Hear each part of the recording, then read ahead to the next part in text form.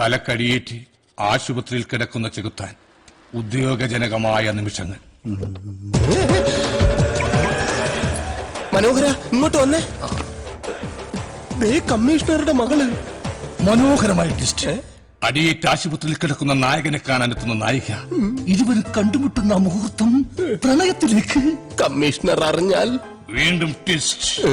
ഇതിനെല്ലാം വഴിയൊരുക്കി SI സൂണന്റെ തൊപ്പി വെച്ച തല കമ്മീഷണർ വെട്ടുന്നു. എന്റെ തല രക്ഷിക്കാൻ ഒരു മാർഗമില്ലേ? ഒരു ട്വിസ്റ്റ് ഉണ്ട്. SI ആണെന്ന് അറിഞ്ഞിട്ടാണ് അവൾ സൂര്യയെ പ്രണയിക്കുന്നത്. അല്ലെന്നറിഞ്ഞാൽ അവൾ ഒരു പക്ഷേ പിന്മാറിയേക്കാം. Excuse me, yes. SIക്ക് എങ്ങനെയുണ്ട്? കുട്ടി ഇങ്ങോട്ട് വരൂ, എനിക്ക് കുറച്ച് നഗ്ന സത്യങ്ങൾ തുറന്നു പറയാനുണ്ട്, പ്ലീസ്. സുഗുണേട്ടനെവിടെ? അദ്ദേഹം പ്രണയാർത്ഥിയായ ഒരു പെൺകുട്ടിയെ തന്റെ ജീവിതത്തിൽ നിന്ന് ഒഴിവാക്കാൻ ശ്രമിക്കുന്നു. അവിടെ എന്നെ മനസ്സിലാക്കി. എന്റെ ഈശ്വര, സത്യം മനഃപൂർവ്വമല്ല, സാഹചര്യം കൊണ്ട് പറ്റിപ്പോയതാണ്. വേണമെങ്കിൽ ഞാൻ കാല് പിടിക്കാം, പ്ലീസ്. എന്റെ ജീവിതം നശിപ്പിക്കരുത്, എന്നെ മനസ്സിലാക്കോ. ഇതെന്താ കുട്ടപ്പിനാണോ? സുഗുണേട്ട, രുക്മിണി എവിടെ? രുക്മിണി ആ പെൺകുട്ടി ഗർഭിണിയാണല്ലേ? അല്ല. എന്റെ ഈശ്വര, എനിക്ക് തന്നെ ഗതി വന്നല്ലോ. ഞാൻ പറയുന്നത് ഒന്നും പറയണ്ട. കോടതി വെച്ച് എനിക്കതിനെ പറ്റൂലെന്ന്. നോക്കിക്കോടാ പന്നി.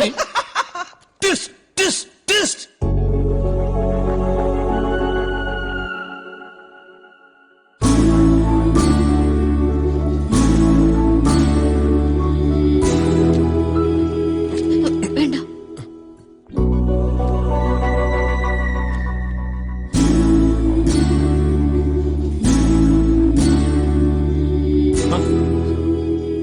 എന്തുപറ്റി? ഞാൻ തന്റെ പ്രൊട്ടക്ഷൻ ഓഫീസർ അല്ലേ, എനിക്കെന്റെ ഡ്യൂട്ടി ചെയ്തല്ലേ പറ്റൂ. ഞാൻ അറിഞ്ഞു കള്ള പോലീസാണെന്ന്. അല്ല, അത് എന്റെ അളിയനൊരു യഥാർത്ഥ പോലീസാണെന്ന് കരുതിയ ഞാൻ അത്രയും വെറുപ്പ് കാണിച്ചത്. പോലീസുകാരെ അത്രയ്ക്ക് ഇഷ്ടമല്ലേ? അല്ല, തന്റെ ഡാഡി പോലീസ് അല്ലേ, സിറ്റി പോലീസ് കമ്മീഷണർ. അതുകൊണ്ട് തന്നെയാ പോലീസുകാർ ഇഷ്ടമല്ലാണ്ടായത്.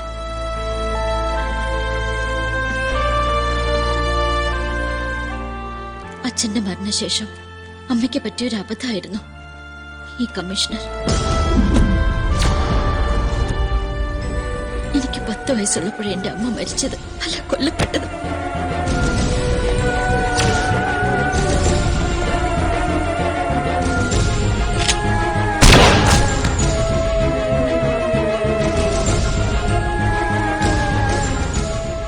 മൂന്ന് മാസം കഴിയും മുമ്പ് അയാള് വേറെ വിവാഹം കഴിച്ചു. ഹോം മിനിസ്റ്റർ മകൻ എന്നോട് തോന്നിയ കമ്പ, അതുകൊണ്ട് മാത്രം ആ കമ്മീഷണർ എന്നെ ജീവനോടെ വിട്ടിരിക്കുന്നത്. ചുരുക്കത്തില് തനിക്കൊരു പ്രൊട്ടക്ഷൻ ഓഫീസർ എന്തായാലും കൂടിയേ തീരും അല്ലേ? Idiot. എങ്ങനെ?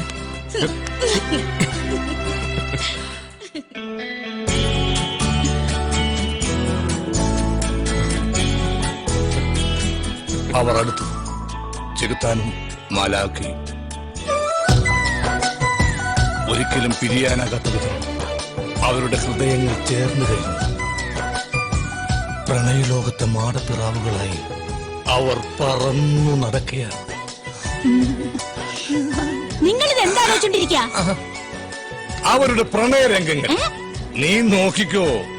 ഈ നോവൽ സിനിമയാക്കുമ്പോൾ വിദേശ രാജ്യത്ത് വെച്ചൊരു പ്രണയഗാനം ചിത്രീകരിച്ച് പ്രൊഡ്യൂസർക്ക് ഞാൻ പണി കൊടുക്കുന്നുണ്ട്. പക്ഷെ എന്റെ നോവലിൽ ഇപ്പോൾ ആവശ്യം അപ്രതീക്ഷിതമായ ഒരു ട്വിസ്റ്റാണ്, ഒരു വമ്പൻ ട്വിസ്റ്റ്.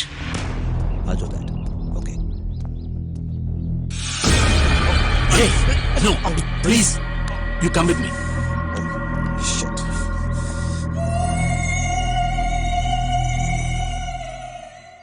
യൂണിഫോം ഇടാൻ അർഹതയില്ലാത്തവൻ യൂണിഫോം ഇട്ടാൽ അത് ക്രിമിനൽ ഒഫൻസ് ആണ്. ചുരുങ്ങിയതൊരു 4-5 വർഷത്തെ ശിക്ഷ കിട്ടും. അളിയനും. രക്ഷിക്കണം സാർ. രക്ഷിക്കാതെ പറ്റുമോ? എന്റെ മോൾ അവനെ ഇഷ്ടപ്പെട്ടു പോയില്ലേ? സൂര്യ, അവനിൽ ഞാനൊരു എഫിഷ്യന്റ് പോലീസ് ഓഫീസറെ കാണുന്നുണ്ട്. അവൻ എഡ്യൂക്കേറ്റഡ് അല്ലേ? അതെ. IJ കൊണ്ട് ഞാൻ റെക്കമെൻഡ് ചെയ്യിക്കാം പോലീസിലേക്ക്. ഇപ്പൊ ഒരു അവസരം വന്നിട്ടുണ്ട്. റെയിൽവേ കോളനി താമസിക്കുന്ന കൊട്ടേഷൻ വാസുവിനെ കുറിച്ച് താൻ കേട്ടിട്ടുണ്ടോ? ഇല്ല, ഞാൻ ഈ ക്രിമിനൽസിനെ കുറിച്ച് അന്വേഷിക്കാറില്ല സാർ. പോലീസ് പലവട്ടം ശ്രമിച്ചതാണ് അയാളെ പിടികൂടാൻ, പക്ഷെ നടന്നില്ല. സൂര്യ വിചാരിച്ചാൽ അത് എളുപ്പം സാധിക്കും. അവനെ പിടികൂടിയത് സൂര്യാണെന്ന് അറിഞ്ഞാൽ ഐ ജി ഇംപ്രസ്ഡ് ആവും. പിന്നെ ജോലി വളരെ എളുപ്പം. നല്ലൊരു കാര്യത്തിന് വേണ്ടിയല്ലടോ. അവൻ ഒരിക്കൽ കൂടെ പോലീസ് യൂണിഫോം ഇടട്ടെ. താൻ വിചാരിച്ചാലേ അത് നടക്കൂ. ഞാൻ ഏറ്റു സാർ. പിന്നെ നമ്മുടെ ഡിപ്പാർട്ട്മെന്റ് രഹസ്യങ്ങളൊന്നും തൽക്കാലം സൂര്യ അറിയണ്ട. ശരി സാർ.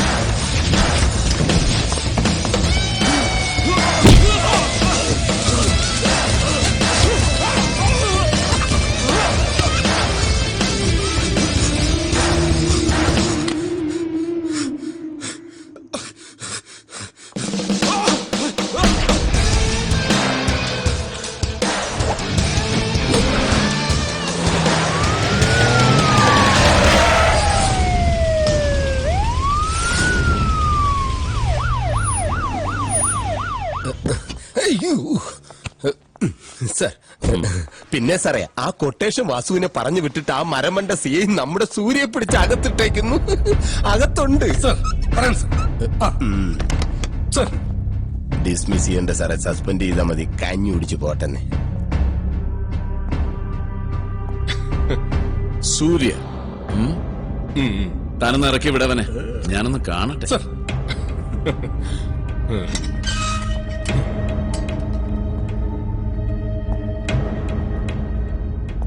ഇൻസ്പെക്ടർ ബൽറാമിന് ശേഷം പോലീസ് ഡ്രസ്സിൽ ഇത്രയും മാച്ചുള്ള വേറൊരാളെ കാണില്ല സാർ. എന്റെ അളിയനായതുകൊണ്ട്. പോലീസ് യൂണിഫോമിൽ ഒരുത്തൻ മോഷണവും പിടിച്ചുപറിയും ഗുണ്ടായിസും ഒക്കെ ആയിട്ട് ഈ സിറ്റിയിൽ വിലസുന്നുണ്ടെന്ന് എന്റെ ജൂറിസ്ഡിക്ഷനിലുള്ള 7 സ്റ്റേഷനിലാണ് പരാതി കിട്ടിയിട്ടുള്ളത്. സാർ ഉദ്ദേശിക്കുന്ന ആള് ഞാനായിരിക്കില്ല. ഞാൻ 1-2 പ്രാവശ്യം പോലീസിനെ സഹായിച്ചിട്ടുണ്ട്. പോലീസിനെ സഹായിക്കാൻ നീയാടാ നായിന്റെ മോനെ. സാർ, സൂര്യ എന്റെ അളിയനാണ്. സാറ് പറഞ്ഞിട്ടല്ലേ കൊട്ടേഷൻ വാസുവിനെ പിടിക്കാൻ ഞാൻ അളിയനെ പറഞ്ഞയച്ചത്. തെറിച്ച തൊപ്പിയുമായിട്ടിരുന്ന അഴി എണ്ണുണ്ടെങ്കിൽ മിണ്ടരുത്. മാറി സാർ.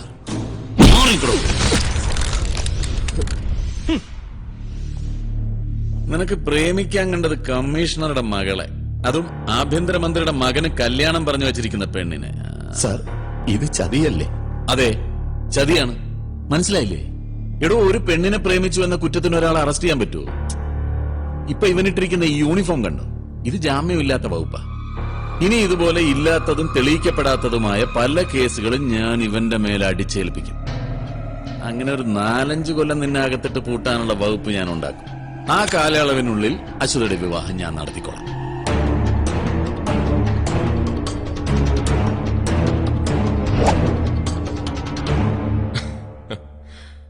5 അല്ല സാറേ, 50 കൊല്ലം അകത്തിട്ടാല് അശ്വതി എനിക്ക് വേണ്ടി കാത്തിരിക്കും. വേദനിക്കില്ല സാർ. അശ്വതിക്ക് വേണ്ടി കൊള്ളുന്ന ഈ അടി എനിക്ക് വേദനിക്കില്ല. അടിച്ചു കൊല്ലടോ ഈ പട്ടിയെ. എന്താ സൂടാ എന്റെ കുട്ടിക്ക് പറ്റിയത്? അവനെ ഒന്ന് നന്നാക്കാനല്ല നിന്റെ അടുത്തേക്ക് അയച്ചത്. എന്നിട്ടിപ്പോ ചതിച്ചതാ. കുന്നത്ത് വീട്ടിൽ മാധവൻ മാഷ് വരണം. നിങ്ങളെ ഇൻഫോം ചെയ്തത് ഞാനാ. സുഗുണൻ അവിടെ നിന്നാ മതി.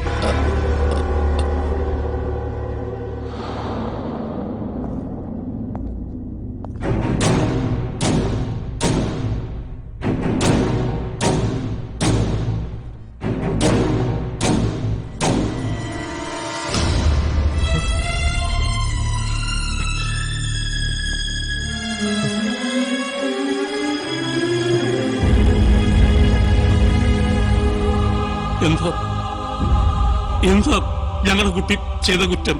കണ്ടില്ലേ, നിങ്ങളുടെ കുട്ടിക്ക് ഒരു സുപ്രഭാതത്തിൽ പോലീസ് ആവണമെന്നൊരു മോഹം. നോൺ ബെയിലബിൾ ഒഫൻസാ. പിന്നെ കമ്മീഷണറായ എന്റെ മകളെ തന്നെ പ്രേമിച്ച് വിവാഹം കഴിക്കണമെന്ന് മറ്റൊരു മോഹം. ഇവന്റെ അതിമോഹങ്ങളൊക്കെ ഞാൻ മുളയിലെ അങ്ങ് നുള്ളി. സാർ, അറിവില്ലായ്മ കൊണ്ട് അവൻ ചെയ്ത തെറ്റുകൾ മാപ്പാക്കണം. എന്റെ കുട്ടി അവനൊരു പാവാ. ഓഹോ, കുന്നത്ത് വീട്ടിൽ മാധവ മാഷയുടെ മകൻ ന്യായായ കാര്യത്തിൽ ഇടപെടും. ആണോ? എങ്കിൽ ഇവൻ കുന്നത്ത് വീട്ടിൽ മാധവ മാഷിന്റെ മകനായിരിക്കില്ല. ആ മാഷേ, താനൊന്ന് ഭാര്യയോട് പോയി ചോദിക്കും, നാട്ടിലെ ഏത് ചട്ടമ്പിക്കാണ് ഇവൻ പിഴച്ച് പെറ്റുണ്ടായത്. നിനക്കൊക്കെ പൊള്ളിയല്ലേ? എടാ, നിന്നെ പോലുള്ള തെമ്മാടികളെ കൈകാര്യം ചെയ്യാനുള്ള 18 അടവും പയറ്റിട്ടടാ ഞാൻ ഈ പദവിയിലെത്തിയത്. കിടന്ന് പെടക്കല്ലേ. ഏതായാലും ഇവന്റെ കരളുറപ്പ് കൊള്ളാം. ഞാൻ ഇവിടെ ഇട്ട് ഇഞ്ച ചതയ്ക്കുന്നത് പോലെ ചതച്ചിട്ടും അവന്റെ ശൗര്യം കണ്ടില്ല. സാർ ക്ഷമ കാണിക്കണം. കുട്ടികളുടെ സ്നേഹബന്ധമാണ് അങ്ങേക്ക് പ്രശ്നമെങ്കിൽ നമുക്ക് പരിഹാരം ഉണ്ടാക്കാം. തറവാടിത്തത്തിലും സമ്പത്തിലും കുന്നത്ത് മാധവ മാഷ് ഒട്ടും മോശക്കാരനല്ലെന്ന് കൊല്ലംകോട്ട് ആരോട് അന്വേഷിച്ചാലും സാറിന് മനസ്സിലാവും. എനിക്കുള്ളതല്ല ഇവനാ. സാറിന് സമ്മതമാണെങ്കിൽ കുട്ടികളുടെ ആഗ്രഹം നിറവേറട്ടെ, നമുക്കിതൊക്കെ ഉറപ്പിക്കാം. ആഭ്യന്തരമന്ത്രിയുടെ മകനുമായിട്ട് കല്യാണം ഉറപ്പിച്ചിരിക്കുന്ന എന്റെ മോക്ക് വില പറയുന്നടാ. മാഷിനെ വിട്.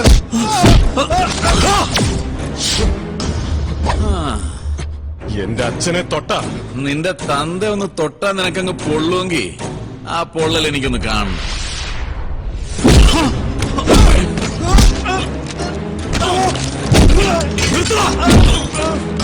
എടാ കമ്മീഷണറെ, എന്നെ അകത്താക്കുന്നെങ്കിൽ അത് തൂക്കിക്കൊള്ളാനുള്ള വകുപ്പിലായിരിക്കണം. ഇല്ലെങ്കിൽ സൂര്യ എവിടുന്ന് വെളിയിലിറങ്ങിയ ആദ്യം വെട്ടുന്നത് നിന്റെ തലയായിരിക്കും. നീ ഇവിടുന്ന് പുറത്തിറങ്ങില്ല. നിനക്ക് വേണ്ടി വാദിക്കാനോ വക്കാലത്ത് പറയാനോ ഒരുത്തരും വരില്ലടാ. അതിന് ചങ്കറൊപ്പും കൈക്കരുത്തുള്ള മറ്റൊരു അവതാരം ഇനി ഈ ഭൂമിയിൽ ജനിക്കണം.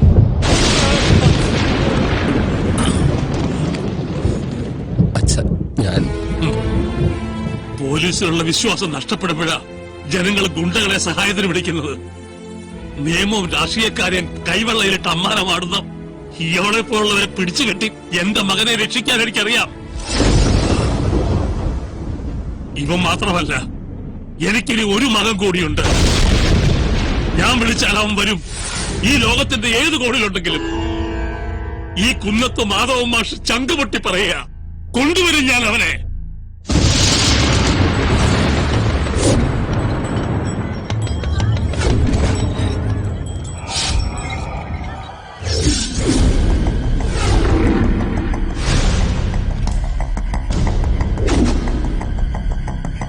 வரட்டுண்டி, அந்த ராஜா வரட்டும், பாப்போம். இதுவரைக்கும் உங்க காய்கறிகளை நாங்க தான் வாங்கியிருக்கோம். அதுக்கு சரியா பணமும் வாங்கியிருக்கீங்க. இப்போ அந்த ராஜா சொன்னதான் வேலை பாக்கா. இதுவரைக்கும் நீங்க எங்களை ஏமாத்திட்டு வந்திருக்கீங்க. குறைஞ்ச பணத்தை கொடுத்து எங்க வயித்துல அடிச்சிருக்கீங்க. ராஜா அண்ணன் சொன்னதுதான் சரி. இனிமே எங்களுக்கு இடத்தரகருங்க வேண்டாம். இந்த ஊரை ஆட்சி பண்ணிட்டு இருக்கிற மந்திரி ஏ தம்பி, இங்க நாங்க வச்சதுதான் சட்டம். நாங்க சொல்றபடி நீங்க கேட்கல, இங்க இருக்கிற உங்க காய்கறிகள் அவ்வளவு அழுகி நாசமா போயிரும். அழுகி போக விட மாட்டான்டா. ஏன்னா இத திரும்ப சொல்றது என்னோட ராஜாடா. அவ வரமாட்டாண்டி கிழவி. ஐயோ தாத்தா, வருவான்டா, நிச்சயமா வருவேன். ஏன்னா அவன் சிங்கம் சொன்னதே வருவான்டா. எங்கள மாதிரி ஏழைக்கெல்லாம் அவன் தெய்வம்டா. உன்ன மாதிரி எதிரிக்கெல்லாம் அவன் யமன்டா, யமே.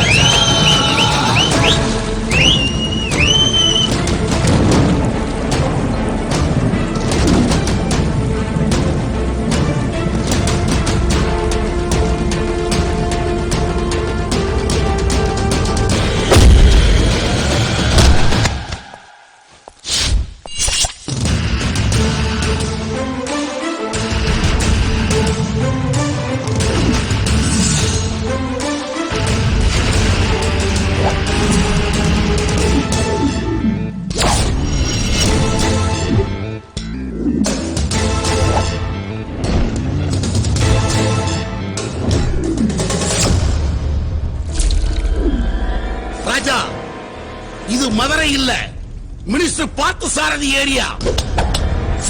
இங்க வந்து வம்பு வழக்குன்னு எதுவும் வச்சுக்காத. மீறி வச்சுக்கிட்ட யார் இந்த பார்த்த சாரதி?